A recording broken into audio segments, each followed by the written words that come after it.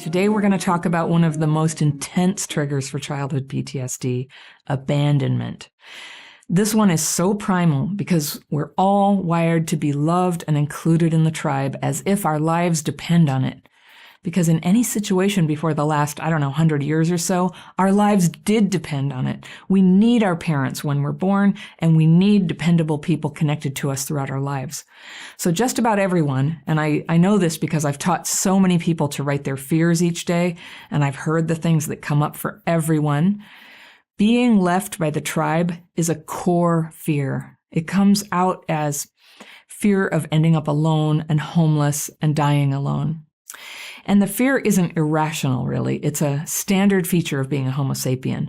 But for those of us with childhood PTSD, it can go way out of proportion to the situation, to the point of being crippling, and it can make us seem really unreasonable. In my childhood, my mother would leave the family for a month at a time, starting when I was a month old. She'd run off with some guy and not tell anyone where she was or if she was coming back. Now, she did come back, but the family would be in anguish and frantic with uncertainty, and this was going on all around me while I was a small kid. And then when I was about 5, she'd sometimes take me with her and leave me for a moment in a lobby or for a couple of hours in a movie theater. And then she would not come back for 10, 11 hours. And the police picked me up once outside a casino. That's when I was 6. I hadn't eaten all day. I had a fever. Now, nowadays, you'd lose your kids over something like that, but not back then. And I was scrambling to cover for her because, of course, I didn't want them to take me away from her. But you can see where I got kind of a weird thing around abandonment, and that carried into my adulthood. And it certainly kicked up when I started having groups of friends, then boyfriends, and then working and trying to fit in. All situations where sometimes there's rejection. And before I learned to stay regulated, any rejection, I'll tell you what it felt like. It was as if I'd been injected with a toxic chemical.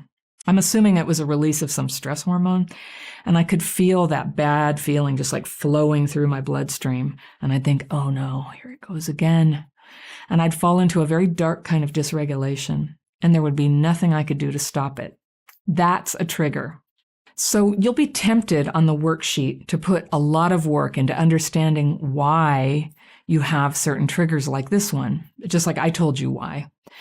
And knowing this, that's possibly helpful. Maybe you'll better understand that your reactions to abandonment are not your fault. You didn't just make it up. But I'm going to direct the majority of your focus to just remembering and noticing what it feels like when you're triggered by abandonment. What in your adult life recently has set it off? And what was it about those situations that seems to get to you so badly? So that's all in the worksheet, along with reflection on how you've come back from abandonment. Totally important, right? One thing that's going to help you tremendously with dislodging those deep-rooted triggers that have an early and understandable origin is the daily practice. When you write your fears and resentments, you can pour out whatever is coming up on a hard day when your fear of abandonment got triggered. Fear, no one likes me. Fear, I don't know what just happened. Fear, I'll end up alone when I'm old. And I'm resentful at my girlfriend because I have fear she didn't text me back last night, and so on. Deep triggers aren't going to change because you merely decide to change. It's not likely anyway. They change when you can access that pre-language part of your brain where the abandonment hurt was installed. And language out through writing, not speaking, writing what that feeling is that's happening, the terror, the self-hatred, whatever it is for you. You write it, you meditate, and you'll find that the emotions are calmer and they're lying low for the time being. And your thinking is clearer. Like maybe you don't have to freak out and act jealous this time. Maybe you can forget about it. Or maybe you're sick of all the fear involved in a relationship and you want to end it. There's no right answer here. The point is that all options are open to you and you're no longer enslaved by a fear of that physiological hell associated with abandonment. Why do people who were traumatized as children have so many struggles connecting with other people? There is one big reason. Are you ready? It's because of people. They're triggering. There are so many people I love and I enjoy their time, but there are so many situations where being social feels like an obstacle course.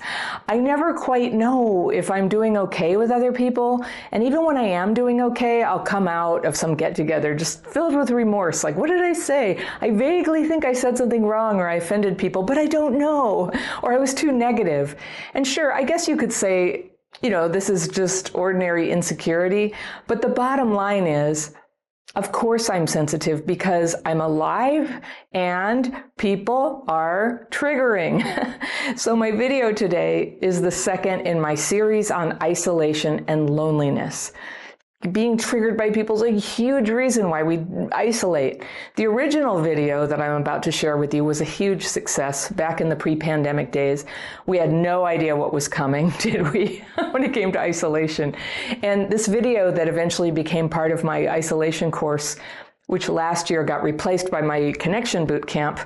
And if you're interested in that, you can check it out on my website at crappychildhoodfairy.com. Connection Bootcamp. But my channel was very small when I made this video, and yet this video attracted thousands of subscribers and taught me that not only is healing our people triggers important to this audience, but that I'm not the only one who struggles with it. So here's the original video I called Do People Trigger You? Last week, in the first video in my series on isolation, I talked about how common it is for people with CPTSD and childhood PTSD to experience being isolated and being lonely. And yeah, loneliness is part of life, at least a little bit for most people. But for people who experienced early trauma, it's like a curse many of us carry that touches everything in our lives and almost never gets talked about. So in this video, I'm going to keep talking about isolation, along with one of the biggest obstacles to healing it, and that's the fact that people are triggering for us. It's just true. Oh my gosh, people are intense. They're sometimes angry or annoying or dangerous, and they sometimes seem to be judging us or manipulating us, or sometimes they're just so cool and beautiful, they're intimidating. It doesn't take much with us. The dysregulation of CPTSD gets triggered, and we lose confidence in our ability to be in that moment without making a fool of ourselves or hurting someone. And those feelings can leave us with a powerful impulse to pull away and hide, to isolate. And we have 100 ways of doing that. Now remember, when we say isolation, we're talking about an unhealthy, sometimes involuntary lack of connection with other people, or a total lack of relationships. Some people isolate in a big, obvious way, but some of us are sort of secretly isolated, and we've developed an ability to withdraw from real connection even when we're in a crowded room, or part of a family that lives together, or even inside of a marriage. And it's hard to stop isolating, almost as if the isolation had a mind of its own and was trying to sabotage us every time we start to get close to people. It's kind of like an irrepressible urge to get away, to get safe and away from the person in front of us, sometimes by any means necessary. And it might look like we just drop them, or we might act angry and unreasonable so they want to drop us. And we're usually not consciously trying to do that. It's not really what we want, but then it happens so fast and we did it. It feels sometimes so impossible to control, like a burst of coughing is hard to control that we can suppress for a minute, but it has to come out eventually. And logically you think, I should be able to stop doing that, but it just keeps happening. So if you experienced neglect and abuse as a kid, you probably know what I'm talking about. People trigger you. When we're triggered, we say the wrong things, we get socially awkward, we might get too emotional, or just generally be too much for other people. So we've learned to control this triggered reaction by avoiding people, either by staying very peripheral and superficial, or by actually staying away from people. There's a certain common sense to this when you're in the early stages of healing and you have no other way to prevent a big rush of dysregulation from just hijacking your life. And you feel like you just can't go through that again.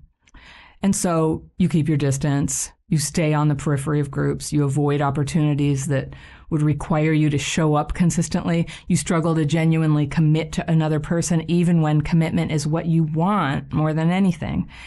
And this kind of isolation can hollow out your life just as badly as living in a cave. Now, for some people, pets fill the gap. And thank God for the unconditional love of dogs and cats and pets. For a lot of hurt people, they are the first beings that they can let back into their lives. And some people are so hurt, that's all they can manage. But to live fully, we're going to have to connect with humans at some point, as flawed and cranky and pushy and needy and triggering as they sometimes are. So why are we so sensitive to people's normal ways? For one thing, we just didn't learn this stuff at home.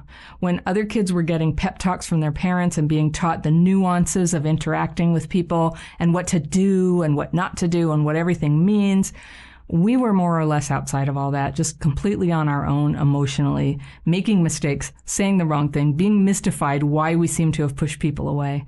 Ideally, we'd have learned how this all works earlier, but here we are in adulthood with an opportunity to learn it all right now. So the first thing to just accept is that being connected to people is going to involve some getting triggered. And it's worth learning to deal with that because in the long run, avoiding people will only make the problem bigger.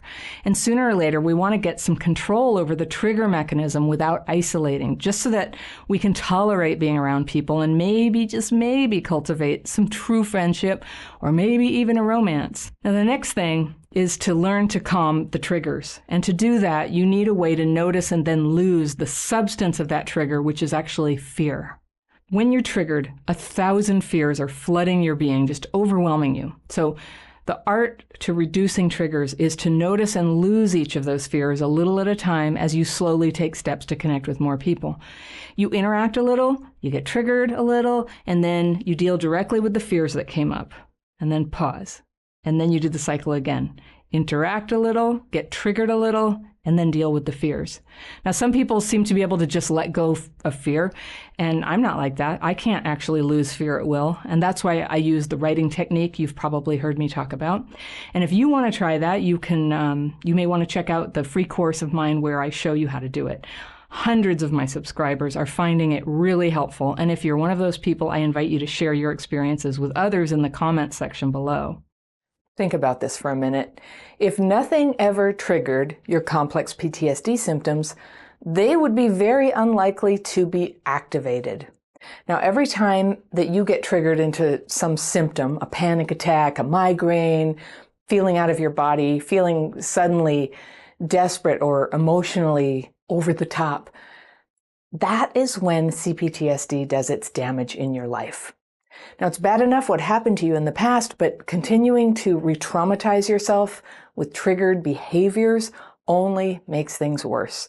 So, for all the work you might have done in the past, exploring what happened when you were little, who did it, how it affected your life, that's all good for the long term.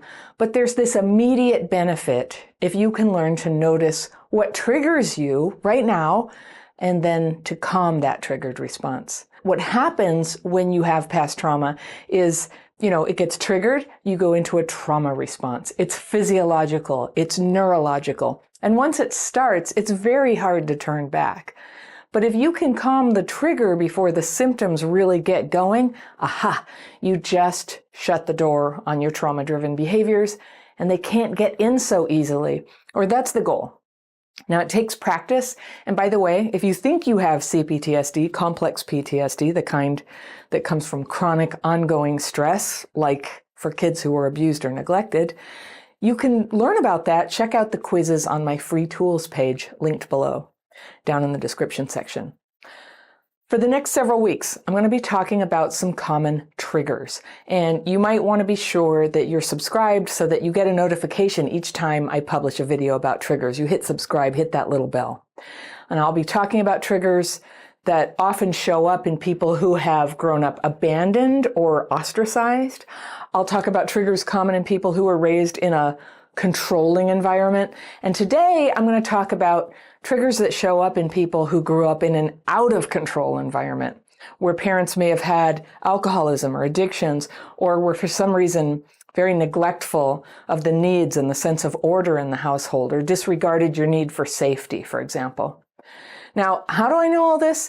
I grew up like that. That's the kind of household I come from. I come from a family where about half the members have a very active addiction, if they're still alive, and all the bad stuff that goes along with addiction and alcoholism. That's what my home was like when I was little. Now, things were totally out of control. It was a mess. There wasn't always food. There was violence sometimes. Nothing was predictable. It was hard to plan things like birthday parties. There was a 2-year period where we had no hot water. So like most kids, I just wanted to seem normal. I wanted to fit in, but I was ashamed of what was going on at home. So I worked overtime to try to fit in. And it affected me deeply, of course. And I used to think, that I was so good at sort of denying how bad it was. I just thought, I don't know, I'm just paranoid. I'm just too judgmental. These are the personality sides that were coming out from me early on, like in my teens, judgmental, paranoid, kind of a scold. And my mom used to laugh at how I would kind of stress out in the car or worrying about future plans and things. And she would call me a worrywart. But I now know I was triggered a lot of the time for good reason. And the stuff that triggered me might not bother most people, but they were super normal for a person who grew up in an out-of-control home. Now, let me know in the comments if you resonate with the symptoms that I go over, or let me know if you have some of your own, all right? Number 1, triggered by loud noises. In the home where I grew up, there was a lot of breaking glass, shouting, banging, partying with loud music when I was little. Partying not by kids, by the adults. And I lived part of my childhood in a commune, and it was very, very out of control. In adulthood, especially in my 20s, before I had begun healing my trauma, I was really panicked by the feeling that, everything's getting crazy. I don't know, there's clothes coming off, things are getting loud. When I heard any noises like this, well, breaking glass used to make me practically fall down in a panic attack. It was so triggering. Angry voices, certain like hard rock music from the early 70s, like I still don't want to hear it. It still just kind of brings back that yucky feeling like everything's just going to a very bad place. Second trigger, getting your sleep disturbed. When you're a kid in an out-of-control household, you end up going to bed way past bedtime because no one's paying attention. You could be on the sofa at a party or sleeping in a corner, and someone trips on you or sits on you, and that used to happen. And this is also how so many kids end up getting inappropriately touched. And to this day, when I get abruptly awakened in the night, that I feel it's not just a surprise, it's a feeling of being ready to fight. And luckily for my husband, this trigger is calmed a lot to the right size. Like triggers that come up in your sleep are pretty hard to change. It's not like you're conscious. And I personally, it's when I wake up in the morning when I'm the most vulnerable to emotional flashbacks. But that thing where I get woken up in the middle of the night, I'm like, that's really calmed down. You do need a little vigilance while you sleep, of course, but not like you did when you were a 6-year-old in an out-of-control household. All right, the third trigger common for people from that kind of home follows the first two, and it's just being around people who are high or drunk. I'm totally fine up to a certain point. I can't even tell you where it is exactly when people are intoxicated. It's like up to a certain point, I'm like, that's fine. It's not like I'm a teetotaler, but there's a certain sound in the voice of someone who is losing their composure on substances. There's a smell they give off that I'm really tuned into. It comes off on their breath. It's a sick smell that lingers in the bathroom after they pee, which I think is associated with a strain from all the alcohol on the kidneys. My mom had that. And so at a very young age, if the bathroom had that weird smell in it, I would immediately feel like really anxious. And that was astute. There really was, things were getting very bad right there. My little child brain got tuned into clues like that things are getting crazy. And to this day, people partying can sort of cross a line where I feel really triggered and like I need to get control over my environment. It's like a feeling that comes. Number 4, I've got a similar trigger, and this is with people doing sexual things in public. So our commune in Berkeley in 1971 had a lot of that, and it was really upsetting for me. I was, 8 at the time, and that goes hand in hand with the drugs and the alcohol and the loudness and, just feeling like nobody's paying attention to safety, order, or anything like that. So to this day, I'm just not that comfortable.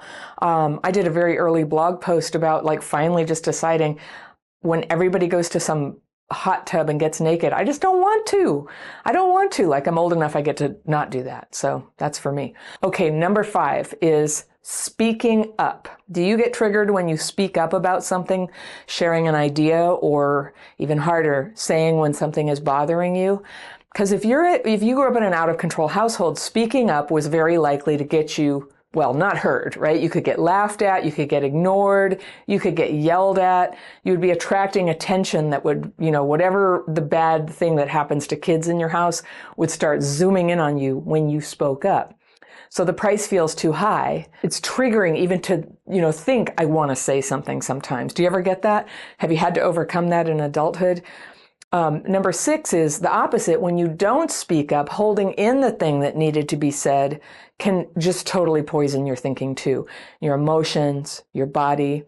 Sharing your feelings and stating what you like or don't like, or expressing your needs, or, setting a boundary, or just normal parts. That's just normal. It's part of being in a family or a relationship. So if it wasn't safe for you to do that, you may have developed a habit of either hiding how you feel or distorting how you feel so it would come out some way that you thought would be acceptable. But of course, even if they listened to you, you wouldn't get what you needed because it wasn't what you needed. Or you try not to feel it. Like, if I can just not need anything, then everything will be okay. So don't worry, Mom. I'll be good. I don't need anything. A lot of us ended up with that. Then comes number 7. And you know how intoxicated or out of control parents just love spontaneity. Well, planning is not their thing. And maybe when you were little, you got dragged along on some very spontaneous car trips or sleepovers or homelessness episodes. And if you complained, people acted like you were this terrible, demanding little kid. I don't know, maybe I'm projecting on you, but that happened to me. We'd be driving in the middle of nowhere. We'd be in Mexico or something in the night without enough food or water or gas. And I'd be just freaking out in the back seat because we had this car that just broke down all the time. And they go, there she is again. She's a worrywart. But I was like, no, I was correctly anticipating there's going to be trouble. And it's a lot of scrapes that we got into that were terrifying for me because I just fundamentally didn't trust that my mom or whatever grown-ups were with us were really paying adequate attention. Like, is there enough water? Is there enough food? Did we tell people where we were? Things that it's just been such a pleasure to grow up and find out you can totally take care of these things. And it's freed me up to travel again and to be a little more spontaneous. And I think there's probably still a trigger there for me. And the way you can tell is that when I take a trip, the amount of stuff that I pack on trips, it's usually twice what I need, especially with food. I just end up with so much food. And that's something I've been working on. I just got back from England. I did the London show there, which was great. We took the long plane flight back the next day. And my husband and my sons were calling me out and you always have this plastic shopping bag. I had this Sainsbury's bag. It's always something. And it's with all these random leftovers from our time and whatever last Airbnb we were in. And snacks, you can get snacks at the airport, but I grew up really poor. They're expensive. You should bring everything you have in the fridge. So I basically am toting a fridge full of snacks, and most of it isn't going to hold up. The grapes just get all smushed, and one by one I'm handing it to the flight attendant every time they come around for trash, and they're like, there you are with your bag of inedible food at the end. I'm laughing now, and I was like, is that weird? And they all three, they were like, yeah, that's weird. That's your little OCD thing. I don't have OCD, but it's a compulsion that I feel oh, you just never know. We might get stuck in the air and we won't have snacks. There is a practical element there. You should just bring the carrots that you had in the fridge because you're not going to be able to get carrots on the plane. But I take it way too far. It's a trigger and a behavior that's come to light for me recently, enough that I'm laughing at it and I'm working on it because it's also, I think, a little bit part of food addiction of oh, there's not going to be enough, there's not going to be enough, which has been part of me overeating a bit all through my life and kind of, struggling with that. So we're going to talk more about food and weight and all that pretty soon in videos. Another reason to subscribe. Okay, number 8. Out of control parenting styles can leave a big trigger on you around getting stood up. You have a plan with someone and they didn't show up. And, after school care memories, anyone? When your mom or dad doesn't come or nobody picks you up and you're the last kid there, it feels terrible. Feels terrible. And I had a really debilitating trigger with this in my 20s. And I remember when somebody I was dating didn't show up when they said they would. And they actually were sort of being inconsiderate, but the level that I was freaking out was way out of proportion with that. They were 40 minutes late and this was before we could text each other or anything. They were 40 minutes late. I could survive the experience, but I would just sort of psychologically flip over into this physiological state, and it was a rage feeling. And this is where I talk about sometimes the emotions just like traveling down my arms. That was an early cue before I had validations that yes, a trauma response is physiological. I could just feel it going through my body, and I think, oh no, I'm just kind of going into that state where I'm not going to be pleasant the rest of this day no matter what. Like, no matter how much I tell myself, oh, it's a good explanation of why he was so late, or, you know, I shouldn't get so upset about this. There was no turning back. There was no turning back. And I would just sort of be like this little, you know, hedgehog with rabies, you know, like waiting to bite. Couldn't get through it. So that is so much what my CPTSD was like for me. But now I know, yeah, it's a trigger. It's normal that I was triggered like that.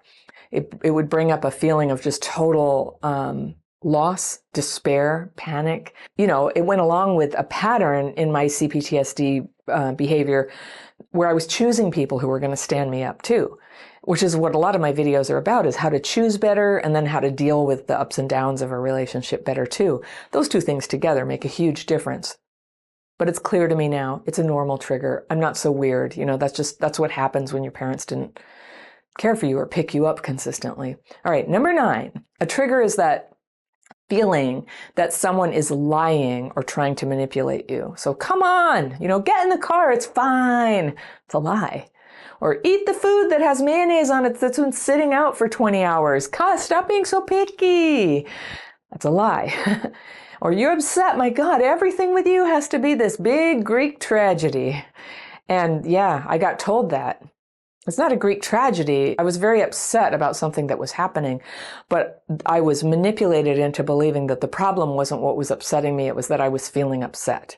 And boy, does that carry on in your life and show up as what we call around here crap fit, right? Where you fit yourself to crappy behavior and crappy people and always blame yourself and see if you can just handle it better. Okay, trigger number 10, not doing anything. Just being idle. This is a big thing for grown-up children of alcoholics. It's pretty common. It's stressful not to be busy because, you know, the feelings are always lurking on the edges of the day. And if you give up control and all that suppressed, you know, anxiety, you just don't know what's going to come in and get you. And it's how a lot of us survived. Part of healing is making peace with both downtime and being able to take it easy and uptime where you need to step up and be productive. You got to do both. And this swing between I can't do anything to I can't stop doing things could have a lot to do with vagus nerve activity, the sympathetic and parasympathetic systems. If one dominates or the other dominates, you can get very overactive or, you know, sluggish. So healing your CPTSD helps bring you to the middle of that, where you can be both calm, take it easy, step up, be active in a good ratio. All right, number 11, the 11th trigger, arguing in public. Whether you're hearing it or doing it, it is absolutely horrible in my experience. Just so much shame, so much shame. Have you ever seen someone or been in the car with someone who demands that you stop the car so they can get out right now in the middle of nowhere? I've seen that, but also I've been the person who wants to get out of the car. And it's a level of drama I hope to never go back to again in my life. But that's how intense the CPTSD symptom and the need to get away from the conflict can be, or to get out of the, public arguing. And I teach techniques that you can use whether you're in the car, about to get in the car, or over on the side of the road when the car sped off because you insisted on getting out. I have the techniques that can help bring you back to center so that you can figure out what to do in a better way. And if you want to see that is my free daily practice course. It's down in the description section under this video and every video I make. I hope you come take it. If you take that free course, you can learn and try it in less than an hour. But the lovely thing is I'll then send you emails and invite you to free Zoom calls with me. And we use the techniques together. A bunch of people come on the call each time, twice a month. And then you can ask me questions. You can actually talk to me directly about how it's going for you with the practice. So that's a good thing to try. All right, number 12, being in the car with somebody else driving. Yes, just driving, regular driving. Driving erratically is definitely a trigger, but just being there where you can't control the brake pedal. If you grew up with out of control parents, that can be a huge trigger. So have you ever had this where you're one of your legs is really tired from being a passenger in the front seat and stamping on a phantom brake pedal? This is a classic metaphor for trying to gain control over an out of control situation. And of course, you have no control at all over a car that somebody else is driving unless you get out of the car, out of that relationship, or out of that phase in your life where CPTSD has you attached to people who scare you in the car at all. So, number 13, big trigger, birthdays and holidays, special occasions. Talk about a Greek tragedy. That's where my emotions come up. You're all grown up, but will the people in your life remember? Will they care? Will it be enough? I'm laughing at myself because I've just been through this so much.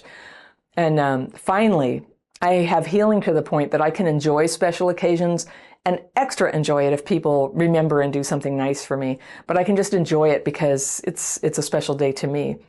And this is kind of connected to the 14th trigger, which is times when you're supposed to get accolades, right? Congratulations, compliments, take a bow. It's so triggering for some of us because, again, it attracts attention. And so many times have you been let down when, you were in a school play and all the other kids got, their parents brought bouquets or something and your parents forgot to come, or they came, but they didn't bring the thing, or they just weren't in touch. And these can be small things or they can be big things. But that's definitely been a trigger in the past for me. And it's this weird kind of tension between fearing that you're a victim who isn't going to get enough and then that you're getting too much attention and you're getting too much. It's just like it can't really hit the right spot. You're sort of not having the experience authentically. It's just tripping about like, how's everybody handling this? It's okay. That's a really normal way to be wounded after people did that. Their level of attention on you wasn't consistent. So far, my healing has allowed me to get a round of applause or somebody, gets a profuse thank you from somebody, and I can just be glad and smile. Or I can not get applause and not really trip about it. It's so freeing to be just neutral and along for the ride of my life. And finally, one of the strongest triggers for people who grew up in out-of-control households where they got so little help is in adulthood when you have to ask for help. It feels so shaky and risky and shameful and hard to define. Like, what do I even say? What do I even need? Like, we have so little practice, like putting that thought together. And I just often feel like a wobbly little lamp, that's about to come unscrewed from the base and you have to keep propping it up. So can you actually ask? Is it too much to ask? Should you be able to handle this yourself? Could you, if you pushed yourself, handle it yourself? The cure for this trigger is sometimes to have something so bad happen that you have no choice. You have to be helped. And I had a breakthrough around needing help when I had a major surgery that involved, removing muscles from one of my legs to repair these other parts of my body. I had surgery everywhere. I couldn't walk. It was painful. And it was like 2 months where I couldn't totally take care of myself. And so a family member came and helped me, and it was horrible for me to have to keep asking for every single thing I ate and every time I needed the phone. But it was good for me, and it was good for my relationship with my relative. So the solution for having these triggers isn't to try to control the world, but maybe to get some boundaries around your world. Who you hang out with, who you don't, and to learn to calm your triggers so that all these decisions are no longer an involuntary reaction, but a choice. What is the biggest, most overlooked trigger for CPTSD symptoms? It's one that happens all the time, and it's a trigger for a lot of people, not just people with CPTSD. It's hurrying. Hurrying is so normal, right? We all do it. We do it all the time. But when you have CPTSD, hurrying very easily turns into overwhelm. And though you probably think, well, it's not really possible to live without hurrying and getting overwhelmed because there's so much to do, right?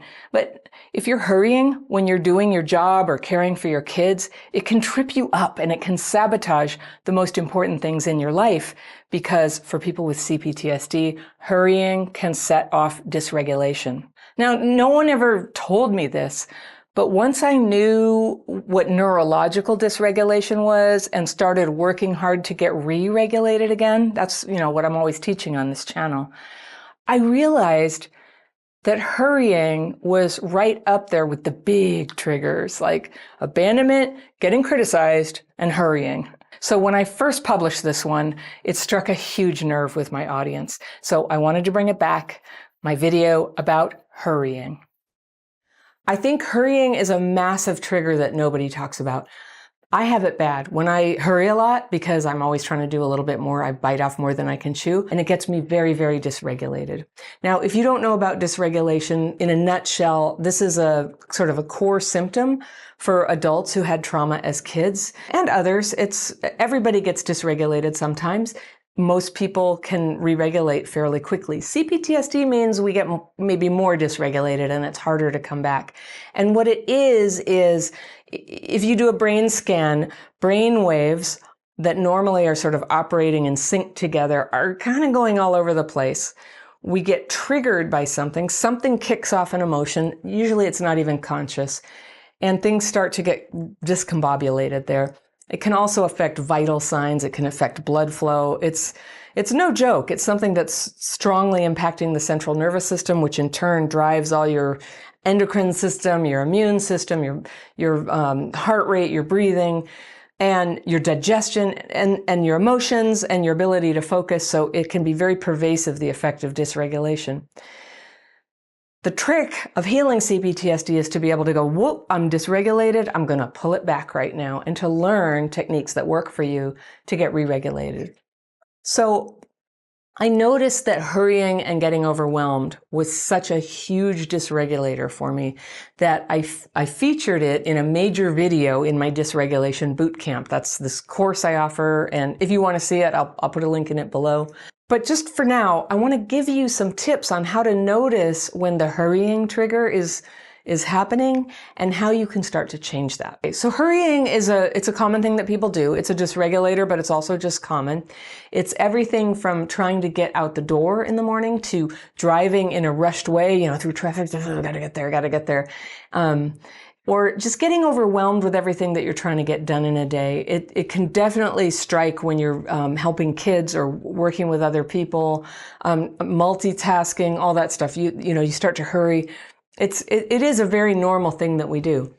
And here's the thing, most hurrying comes not because of society, not because of technology, which some people might say, but it's from something more ordinary than that. And are you ready? The reason we have so much hurrying is procrastination. It is. We all do it. Not getting up out of bed after the alarm goes off, not getting out the door or leaving enough time to get where we're going. Do you do that? I do. And what's one huge reason we procrastinate? That's right, dysregulation. So it's a vicious circle. Procrastinating, dysregulating, hurrying, dysregulating, procrastinating, and doing it again. So our minds go down that road easily, but our minds love a sense of spaciousness in time. So taking your time is wonderfully regulating. When is the last time that you took a shower and you stopped and you just enjoyed the feeling of the water? Or you brushed your teeth without a feeling of pressure to hurry up? This pushing all the time, it can overwhelm us, and overwhelm all by itself triggers dysregulation. So our minds love doing things with careful attention, but the PTSD in us feels scared of slow, mindful processes because the bad feelings might get in. Do you have that? There have been times when I stopped to think about why I was hurrying so much all the time, and the best I could come up with was that I felt like I was being chased by emotions. And so I gave a name to that feeling, and I call it feeling like I'm being chased by a pack of wolves. And funnily enough, when I sat in meditation and I imagined wolves coming and getting me, like I just let it happen, nothing terrible happened. I mean, there aren't actually wolves. It was emotion, and it might come and get me, and it was a feeling of usually sadness, and at the very worst, I might have a little cry, and then the feeling passes. Like, it's so simple, and if you can let that feeling kind of wash through you, you don't have to hurry so much. You don't have to keep running. You can kind of just take things at a healthy pace for you and for your mind. But for a long time I was running, and I hurried, and in my kind of dysregulation, hurrying makes me start losing my keys, spilling my coffee down my shirt or in the car. So then I end up way late getting to where I'm going. And one time in a 2-week period where I was intensely dysregulated. Something really bad had happened. I was really, really in my PTSD. But I drove away from the gas station with the pump still in my car. And then I also rear-ended a truck on the freeway. So talk about those brain-wavy lines like a river running over rocks. It's just like... It was so hard for me to stay focused enough to do a sequence of things like pump the gas, take it out, put it back in its holder, screw the cap on, shut the door, get back in the car, start the car, drive away, pay attention to the cars in front of me on the freeway, the key thing. Luckily, no one was hurt. But it was a couple weeks in my life that made it very clear to me that something was wrong. And in a way, I'm grateful for those times because nobody was hurt, because they propelled me to find out what CPTSD was. I ended up getting EMDR right after that period, and it did amazing things for me because I was dysregulated by some recent traumas that had happened. So you can learn about EMDR in some of my other videos on treatments. So I'll be sure to put a link to that down below too, so you can learn about treatments if you like. But when I'm dysregulated, also, some other things I do is I'll start bumping my head. I drop dishes. I'll be washing dishes, and I'm not like applying pressure with my hands to them and holding them. They're just kind of slipping out, soapy dishes. And the worst of it is I can't get anything done. When I'm dysregulated, I'm sitting there and I start a task and then I distract and I go do something else. And they say that a lot of people who have been diagnosed with ADHD, once their practitioner knows about CPTSD, sometimes that may be what it is, that it mimics ADHD because of that difficulty paying attention and focusing. So the difference is with CPTSD, you can learn to re-regulate, come right back, and do things one at a time. I use a little task calendar called a Kanban flow board. I love it. And I tell you, I should get kickbacks because I always talk about this. There's a lot of Kanban tools, Kanban. And I write my tasks there and I color code them. And I pay attention to this list, like in the morning, in the evening, sometimes throughout the day. I delete things I complete. My mind loves to stay on task. It loves order. And in fact, order begets order. So the more I kind of work in a structured fashion, the less dysregulated I get. And so then more time opens up in my day to continue to have creative thoughts or to be in touch with myself or to be clear, like I need a cup of tea right now. I'm really thirsty. Because all that stuff just, when I'm dysregulated, I'm not in touch with myself. So the irony about hurrying is it just ends up making everything take longer. So you do have time to slow down. If you are from the United States, you will remember the kids' show, Mr. Rogers. And I've been talking about this again lately. I talked about it in the course on dysregulation. But I was talking about Mr. Rogers again for people from Australia and Europe who were on the call I was on. And he is one of the heroes in my pantheon of people who helped me survive my childhood with my spirit intact. And there's this beautiful documentary that came out a few years ago called Won't You Be My Neighbor? And I highly recommend it. It was really neat for me to see that the way that he was wonderful for me was intentional, that he saw himself as sort of having a ministry to help kids who were struggling. And it worked. It worked for me. There's also a dramatic movie about him where Tom Hanks plays him, and that's called, I think, Beautiful Day in the Neighborhood. And I loved that movie just as much. I cried. It was really nice. What a good person. My grandmother, who cared for me after preschool every afternoon when I was like 4 years old, she used to let me watch Mr. Rogers, but she wouldn't let me watch other TV shows because she said that most TV shows were too, I don't know what she said at the time, but I remember what she meant, and it was that they were frenetic. And when I watched cartoons and things, just like regular old Bugs Bunny, it got me wound up. And definitely when I was 4, she knew that I was going through trauma at home. She knew. And I was terrified of really silly things like dripping faucets. I was completely like, if a faucet had drips coming out of it, I would go into absolute panic that the whole house was going to fill up with water. Or the other thing is, and we lived in the San Francisco Bay Area, and in San Francisco, there's very steep hills. And sometimes when you're a little kid in the back of a car and a car is going up the hill, you can't see what's on the other side. And it's not until you're totally going down the hill that you can see that it's a hill. It's not a cliff. And I would just absolutely be freaking out in the back seat that we were about to go over a cliff. And when I think about that now, I just feel really sad. I feel really sad that I thought that my parents would ever just like intentionally drive us over a cliff. So yeah, my grandmother knew, and she let me watch Mr. Rogers, and he would start each episode by walking into this fake, it was like a set. It was a TV set, but it was his home, and he would come in the door and he'd say hello, and he would sing the song that he always sang when he was coming in the door. And he would walk over to the closet, and he'd open the closet, and he would take off his sport coat, and he'd put it on a hanger, and then he would take out his sweater. It was like a cardigan sweater that he wore. I think it's in the Smithsonian now. And he'd put that on. He always had like a shirt and tie. He was like a proper 60s dude. Put on his sweater. Then he'd take his a pair of sneakers out, like Keds, out of the closet, and he'd go sit down on the sofa. And he'd take off his leather shoes, and he'd put on his sneakers, and he'd tie them, and he'd sometimes have a little commentary. I'm going to tie my shoe. I'm going to tie that one. I'm going to tie that one. And it was totally mesmerizing. And it would just give me such utter peace inside to watch him do these tasks slowly and carefully. And the camera would give you this close-up view of each shoe while he tied it, so you might learn a little bit about like how to tie a shoe. And he made that show because he knew that a lot of kids were going through trauma. And this is what he did. He hung out with us for half an hour each day. And he says in the documentary, he was trying to like make you feel seen and validated.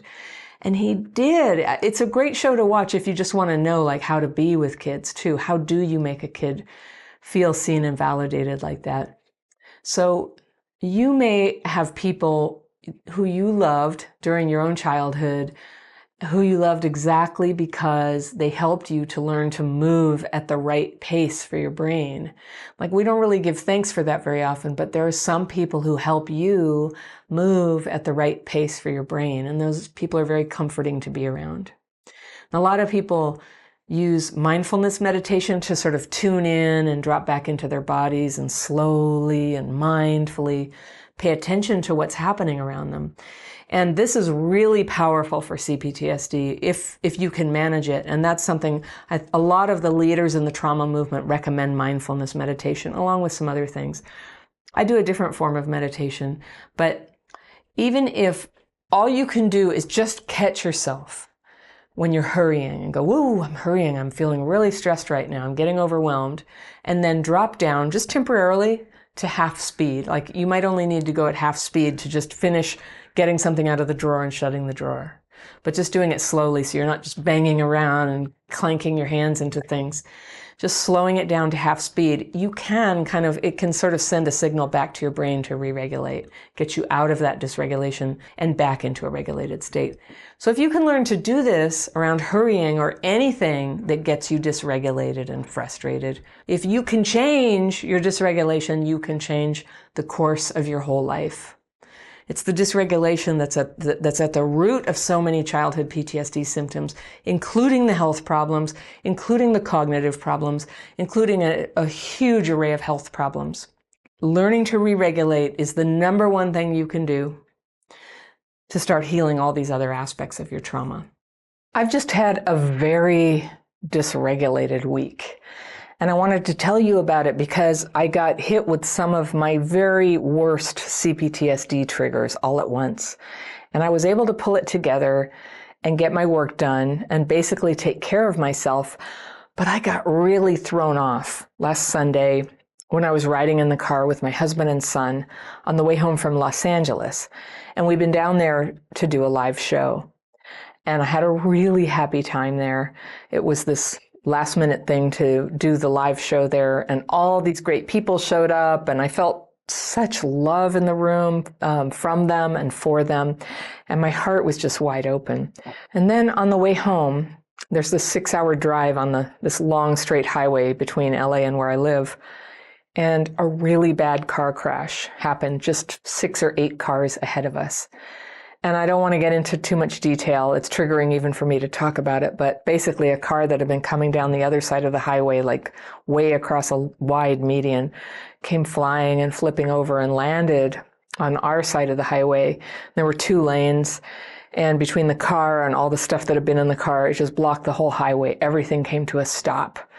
And it was nighttime. It was 6:30 at night.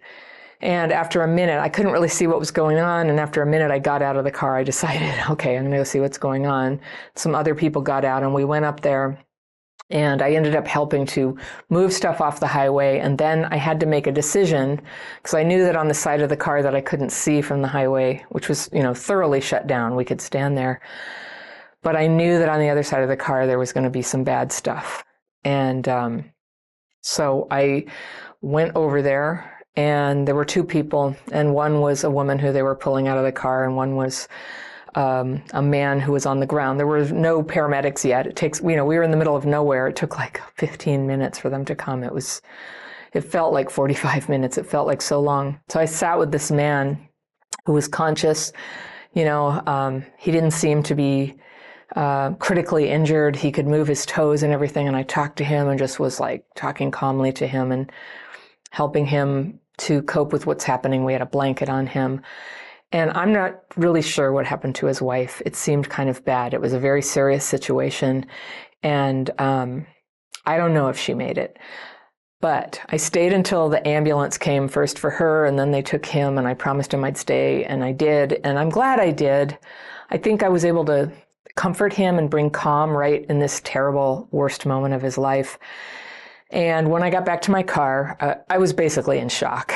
And I got a chance to notice what that kind of trauma feels like in my body at this stage of my recovery. Like I've had some bad stuff happen in my life, but thankfully not in a while. I have so much more healing, just kind of as a baseline right now. So I got to see what that's like.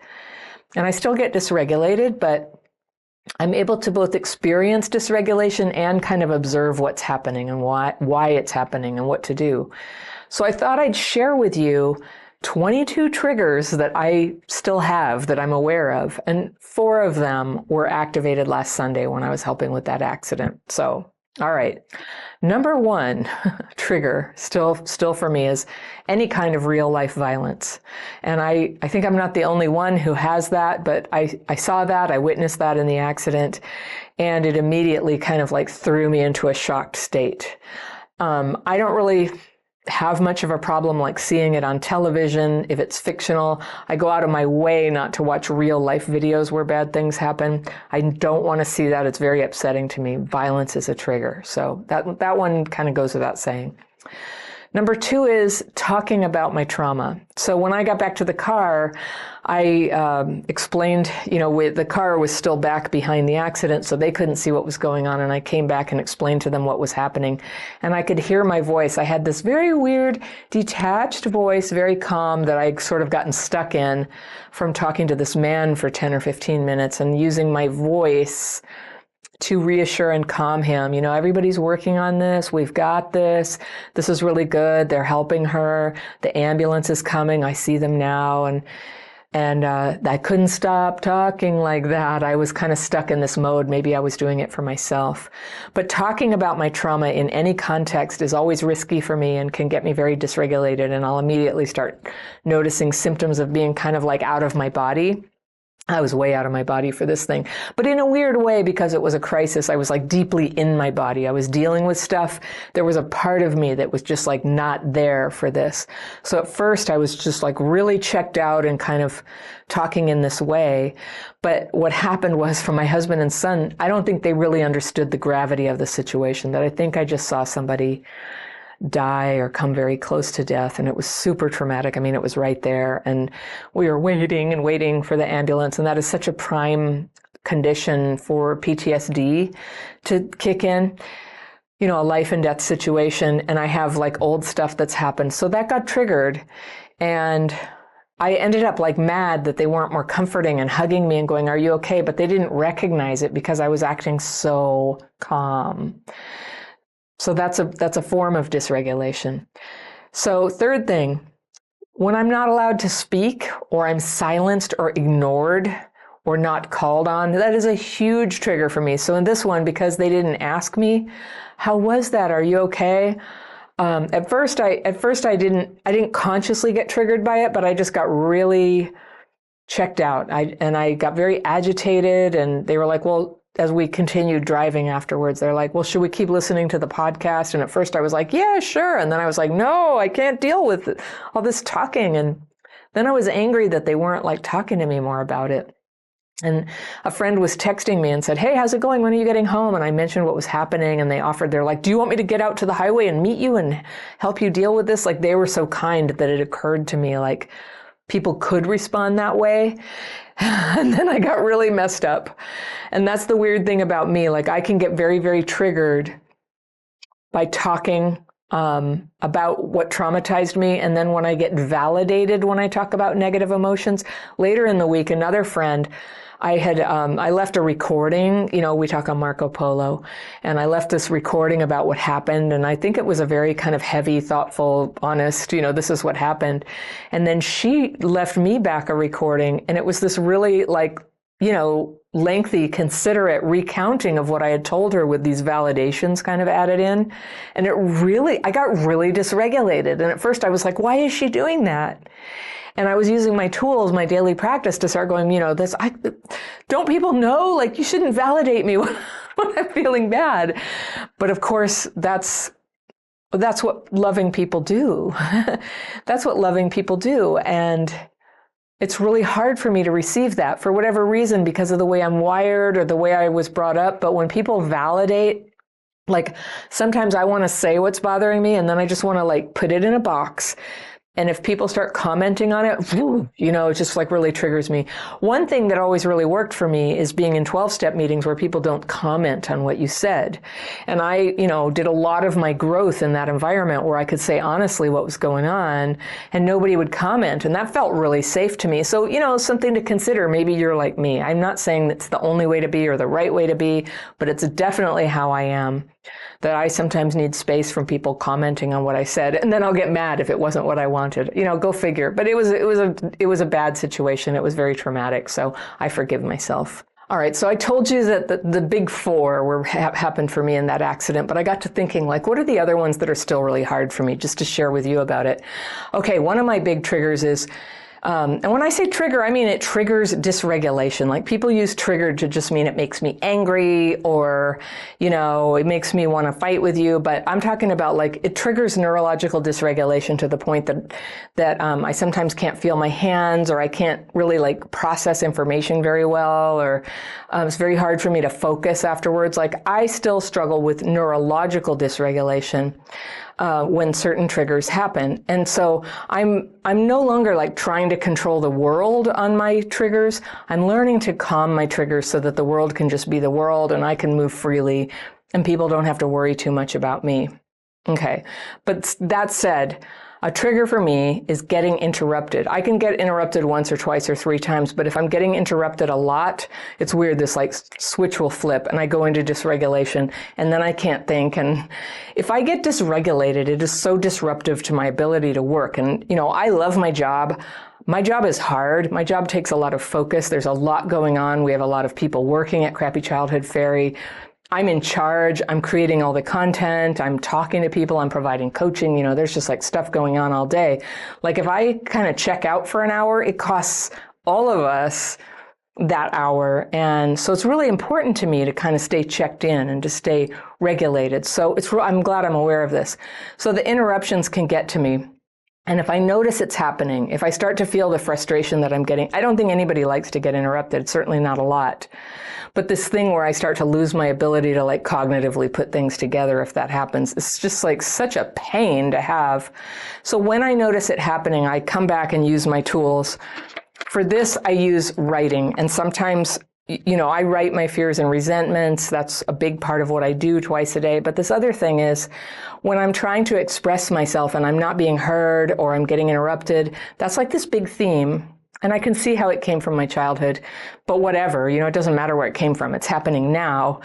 That sometimes I can just make a note to myself about the thing I wanted to say, because that's part of the frustration is, I kind of walk around with anxiety. I'll forget what it is. Like, oh, I thought of something. I want to say it. I really want to express this. So I write it down and I can say it later or remember to follow up on it later. And that's like really calming to me. I also keep paper by the bed. So if I wake up in the middle of the night, this is not really a trigger thing, but I guess in a sense it is. I wake up and I'm like, oh, I've got to send that check to so-and-so or whatever, contact the accountant, or I think of these things and I have paper so I can scribble it over there in the middle of the night because otherwise it'll keep me up. Just like, oh no, I'll forget tomorrow. It's just kind of free-floating anxiety, but that's what the writing is for. It's like out of my head, onto the paper, back to sleep. All right, here's another big trigger, buying things. I really don't do well in department stores, especially chaotic, noisy ones, or farmers markets, or that kind of environment, or buying large purchases, like the internet is like such a gift to somebody like me. And my car, there's this service where I live, and you can shop for the car online, and then they'll bring it to you to test drive. And I did that. I did a lot of research online. And I had them bring me a car and I bought it and I love my car. It worked out really well. And I never had to go to a car lot or deal with the salesman. That works so well for me. I mean, I'm not against salesmen. It's just that when I'm under pressure that I have to spend money. And I think this has to do with growing up poor. I used to, if I had to buy a pair of shoes, it would have to be the shoes that would fit every need that I had for the next 2 years. And the pressure was huge. And so this weird pressure comes up. And in department stores, I can last for about an hour, or malls. I'll last for about an hour. There's something about, I don't know, the smells, the fibers, the lights, and the noise chaos. I just start getting woozy. I can't handle it. I get dehydrated and I want to go. And I go and because I don't want to leave empty-handed, because I need something, I end up just impulse buying something and I don't like what I got. So I tend to go shopping by myself when I need clothes, and I'll get a whole bunch of things at once and try not to go very often. That's my style. All right. Number 8 is feeling left out. I think that's hard for everybody, but I don't like feeling left out. When I feel not invited, not included, I'm not in on the secret or something, that one still gets to me every now and then. It happens. Number 9 is feeling unprepared or sloppy in a professional environment.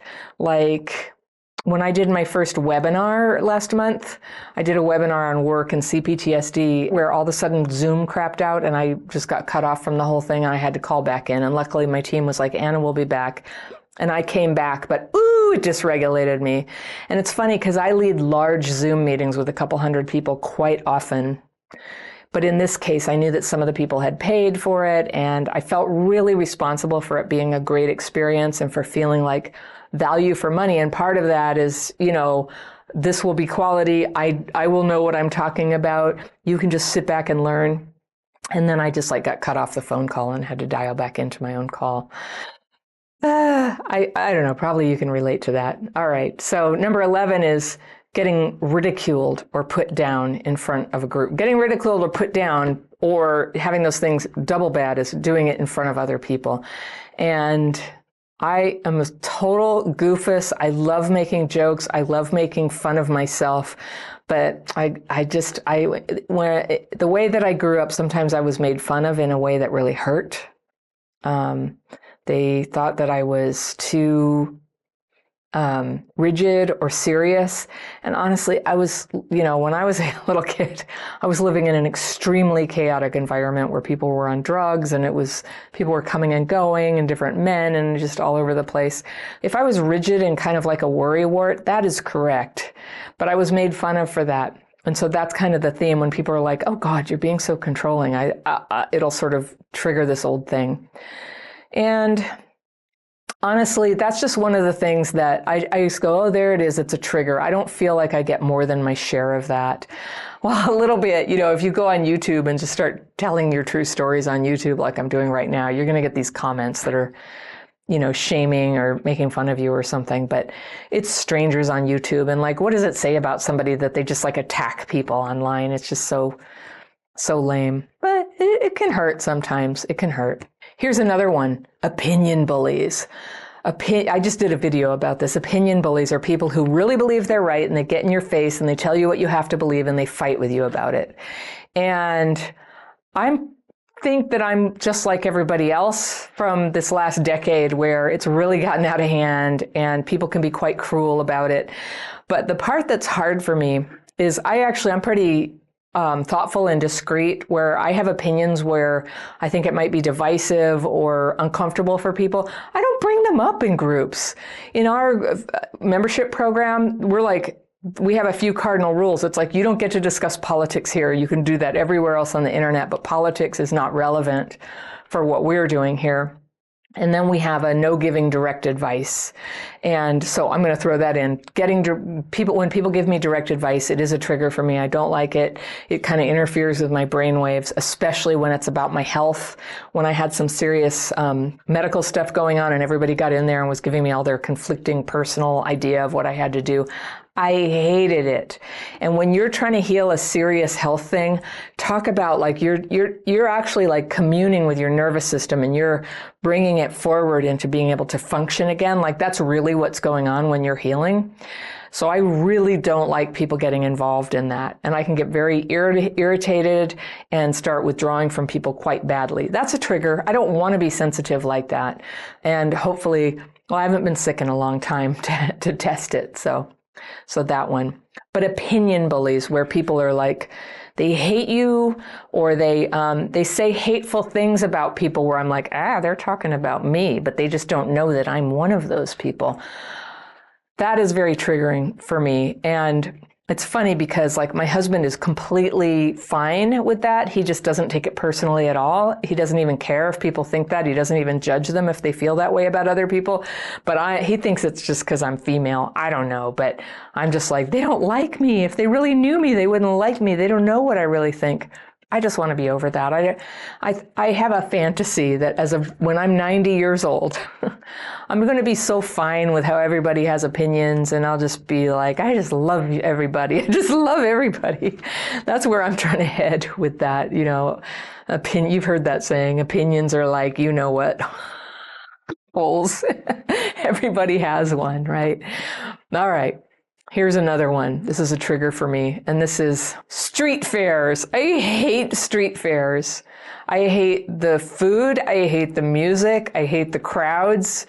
I hate the prospect of trying to look at something you might want to buy, because I don't like buying things because it's really stressful for me. Like the whole setup of a street fair is just like totally sensory overload for me.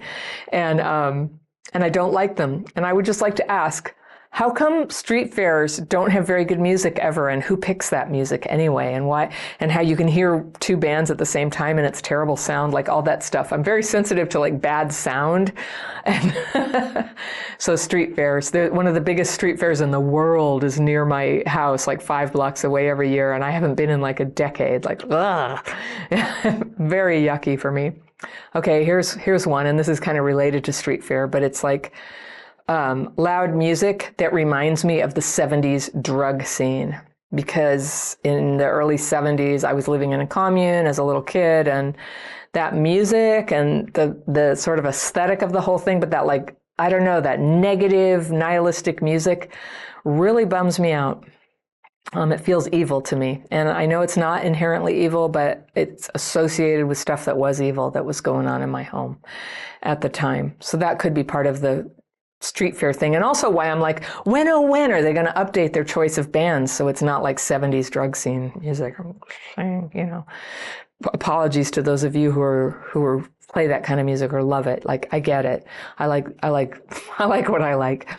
All right, here's another trigger. This one is also related to the commune thing. The smell of health food stores. And I mean the co-op kind that smells like a mix of curry, henna, and something sour, and also fermented vegetables or something. That smell of health food stores like immediately makes me feel depressed. I know where it comes from. Here's one. Public nudity. I did a post like very early in Crappy Childhood Fairy. It's not even a video, and it's called Feeling Naked. It was a blog post, and maybe I'll bring it out sometime. But growing up in a commune, I was pressured all the time to run around naked with the other kids, and I never felt safe, and I never felt okay. And then as a young adult, you were supposed to be really cool at hot tubs and rivers and stuff. And then when I actually got into 12-step recovery, one of the first things that happened when I was encouraged and supported and using my daily practice to start just getting completely honest with myself, I'm like, I hate that. And now I don't do it anymore. I do whatever I want. So I don't have to do it. And honestly, I'm not that comfortable when other people are doing it. No judgment. I'm just not comfortable. And yeah, you can see where that came from too. All right, here's one. I think everybody has this. People yelling at me. Boy, do I not like that. Boy, does that upset me. We had this thing happen.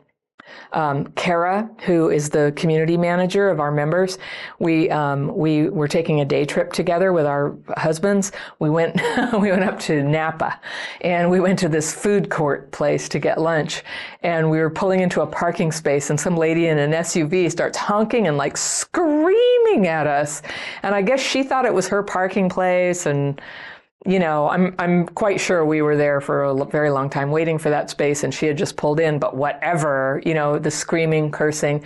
And then we went in, and of course I was having a meltdown of paranoia and fear because of the way, it's just like, again, this is the most you're going to hear me talk about how I grew up, but people screaming and yelling often went to violence. And so I sort of go into this place where I'm like expecting violence any minute.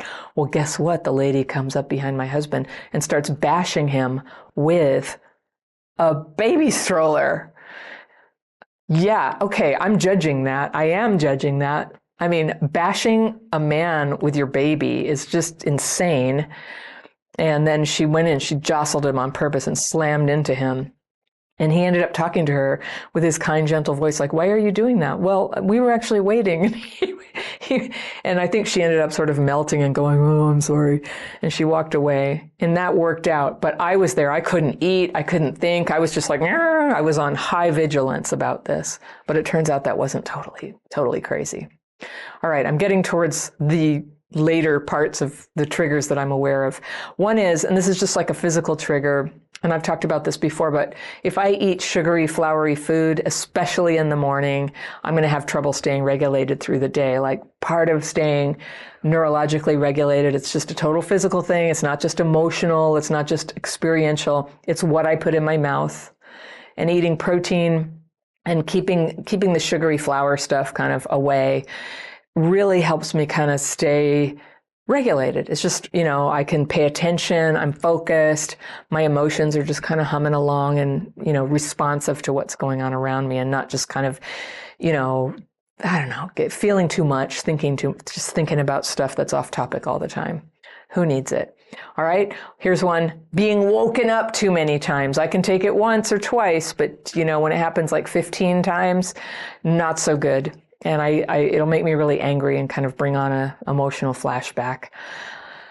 I was very lucky. My two kids were I co-slept with them and they were just calm. And, you know, I really got to sleep pretty well with that. But there's other circumstances, noisy neighbors, people who snore, that kind of thing that can really make it hard for me to sleep. All right, another one. Fearing someone is mad at me or talking behind my back. You know, I'm getting over that. And this one gets me in the morning. I'm vulnerable in the morning, but I wake up in the morning often and just see what have people been writing on the YouTube channel. Sometimes there's just a comment sitting there like a turd waiting for me, and I see it and I'm like, oh, there it is. Don't get dysregulated. Don't get dysregulated. Don't get dysregulated. But it like makes me mad. And sometimes I'd really like to just like come back hard at those people, but there's never a point. I'll just give you a heads up right now. There's just very little point in ever responding to people who are bullies and jerks and who put you down online. And luckily, if it's your channel, you can just remove their comments or hide them from the channel. So if people are really abusive to me or anybody else, that's what I do. And but it doesn't quite have the satisfaction of really telling them a piece of your mind. So, but if I were to do that, that would even be more dysregulating. So it's for my sake as well as theirs, as well as the community, that I just don't do that. So finally, the last one is having conversations about complex issues like the news or personal finance, or what do we have to do at work today? Because, my husband runs the operations now of the business. And so in the morning, first thing in the morning, sometimes he'll be like, oh, I've got a lot on my mind. Let's talk about it. I'll go, wait, I have to do my daily practice first. And I'm not just being picky. If I try to take on something that involves a deep thinking and stress before I've written my fears and resentments and meditated, I can almost never get back to my ideal focus. So that's kind of the cardinal rule. And I go to my little space and I go do my daily practice. I'm always talking about this, but if you have any of these triggers I have, if you want to learn how to calm them, this is what I did. I learned a specific writing technique and a simple meditation. They go together. I teach them in a free course. They're always down in the description section. It's there freestanding, called the Daily Practice. It's also on the free tools page of my website. The free tools page is linked in the description section as well. I'm just sort of throwing it in your face all the time, but it can really be helpful. So I go do that in the morning all by myself, and then I come out and then I can talk. And so those are the 22 triggers that are still active in me. And one day I hope to tell you I have a few less and hopefully no new ones.